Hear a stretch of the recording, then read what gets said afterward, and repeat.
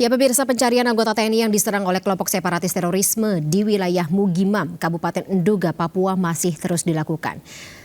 Masalahnya, ini bukan kali pertama seorang prajurit TNI diserang oleh kelompok bersenjata atau prajurit TNI sendiri diserang oleh kelompok bersenjata. Bagaimana seharusnya penanganan kelompok separatis di bumi Cenderawasih ini berlangsung atau dilangsungkan, dan apakah konsensus HAM menjadi hambatan dalam penanganan ini? Kita bahas bersama dengan analis pertahanan dan keamanan yang juga merupakan Ketua DPP Partai Perindo Bidang Hankam dan Siber, Susan Intias Nevo Handayani Kartopati. Selamat sore Ibu Nuning. Selamat sore Mbak Fani. Baik, Bu Nuning. Selamat sore Pak Yohanes ya. Pak Yohanes tidak bergabung bersama kita dalam dialog kita sore hari ini. Okay. Ya, Bu Nuning, kita tahu bahwa serangan atau aksi terorisme yang dilancarkan oleh KKB kerap kali mengakibatkan korban jiwa jatuh, tidak hanya dari sipil saja tetapi juga dari kalangan Tentara Nasional Indonesia atau TNI, termasuk yang terjadi belakangan hari ini. Menurut Anda, penanganan seperti apa atau katakanlah langkah seperti apa yang harus dilakukan supaya bisa meminimalisir hal ini terjadi lagi ke depannya? Baik, sebelumnya saya lengkapi ya apa yang disampaikan oleh Mbak Fani, bukan hanya TNI tetapi juga Polri korbannya. Betul. Dan sebelumnya saya juga turut berduka cita atas gugurnya Pratu Mifatul Arifin. Ini yang sudah kesekian kalinya. Tentu saja dalam hal ini saya melihat bahwa pemerintah harus mulai semakin rigid dalam membuat perencanaan. Karena kita tahu bahwa di Papua itu banyak sekali kepentingan yang ada di sana, baik dari pusat maupun yang ada di daerah, juga banyak wilayah-wilayah adat di mana mereka satu sama lainnya belum tentu sama berpikir visi misinya, ya. Lalu kemudian ada yang ada di wilayah gunung, ada yang di wilayah laut. Nah, itu harus ada pemetaan. Nah, lalu kemudian terkait dengan apa yang terjadi selama ini, saya melihatnya terlebih dahulu kepada istilah yang dipakai yaitu KKB, kelompok kriminal bersenjata. Saya rasa itu harus ditinggalkan ya. Harusnya. Jadi jangan dipakai lagi. Seperti halnya kan sudah disampaikan ya tahun lalu bahwa sudah menjadi kelompok separatis teroris ya. Karena apa? Jangan dipakai lagi juga oleh media, tuh sebaiknya jangan dipakai lagi karena sudah tidak cocok dengan perkembangan yang ada di mana sudah mengancam kedaulatan negara khususnya wilayah Papua.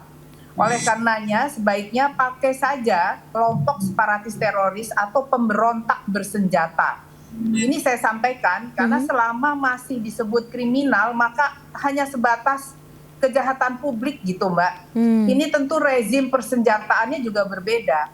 Bila kita bicara mengenai kriminal tok ya, di mana sebatas kejahatan publik, maka persenjataannya tentu konvensional.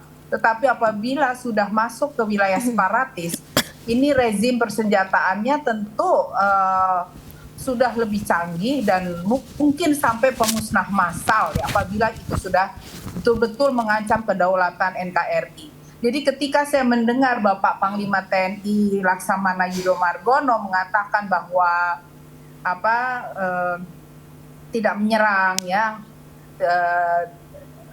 semalam gitu ya, saya melihat ya, saya berpikir begini ya, kalau kita tidak menyerang duluan maka kita yang diserang. Terbukti kan bahwa begitu banyak putra bangsa ya sudah jadi anumerta sebelum jadi jenderal. Kita harus sedih dalam hal ini. Karena apa? Karena kalau kita tidak memikirkan hal itu dan kita tidak punya perhatian khusus terhadap istilah yang dipakai, ini apa? Ini nanti ada hubungannya dengan regulasi.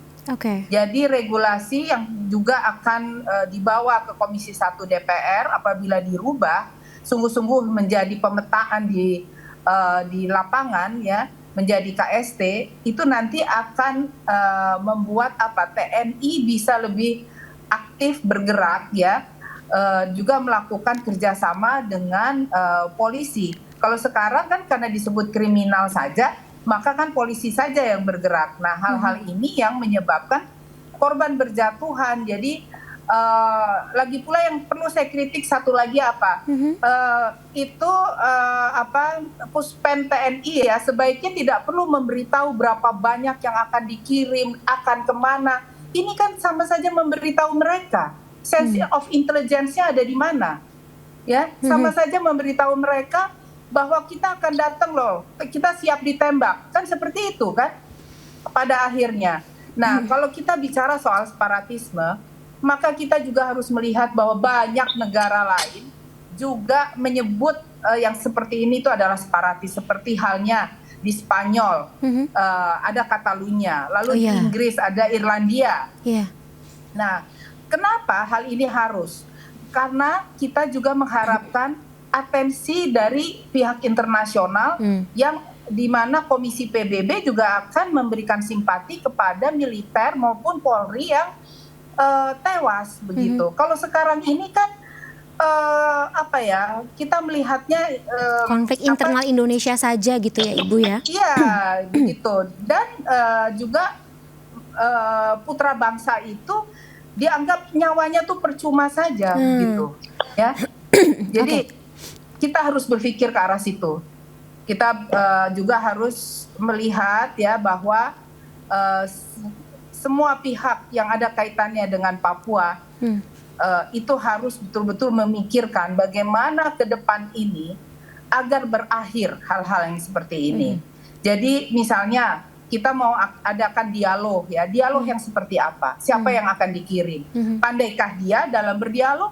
Memiliki visi misi yang kuatkah? Saya rasa Bapak Kepala BIN ya, Pak Budi Gunawan itu sudah bagus sekali kemarin mengadakan PYCH ya, itu untuk meningkatkan semangat anak muda Papua, di mana anak muda Papua juga serta-merta belajar ya, disiapkan gedungnya, itu juga untuk mengurangi pikiran-pikiran mensrea untuk menjadi separatis, begitu. Betul. Itu harus dipuji tuh Bapak Kepala BIN. Apresiasi. Tapi gini Bu Nuning, ketika kita bicara mengenai konteks antara KKB dengan kelompok separatis terorisme, tentu kita juga harus punya semacam dasar atau standarisasi tertentu begitu. Dari kacamata Bu Nuning, kenapa atau apa saja yang membedakan antara seseorang atau kelompok yang dinamakan KKB dengan kelompok yang dinamakan separatisme terorisme? Apakah kelompok KKB yang saat ini ada di Papua tersebut sudah memenuhi standar tersebut untuk dijadikan konteksnya sebagai kelompok separatisme terorisme? Loh sudah dong. Mereka tuntutannya merdeka kok. Jelas kok. Baik. Itu saja jawaban saya. Baik. Apalagi? Jadi berarti ketika sudah ada hal itu sudah menjadi dasar yang kuat gitu.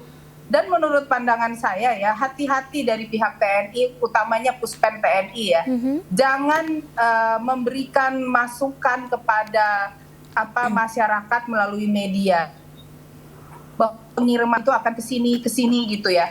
Itu putra-putra bangsa loh. Ya. Itu harus hati-hati. Baik, jadi kita harus memprioritaskan terhadap keselamatan putra-putra bangsa atau putra-putri bangsa yang tergabung dalam militer, sipil, dan juga Polri yang ada di wilayah konflik tersebut ya. Baik. Yang akan dikirimkan di wilayah konflik.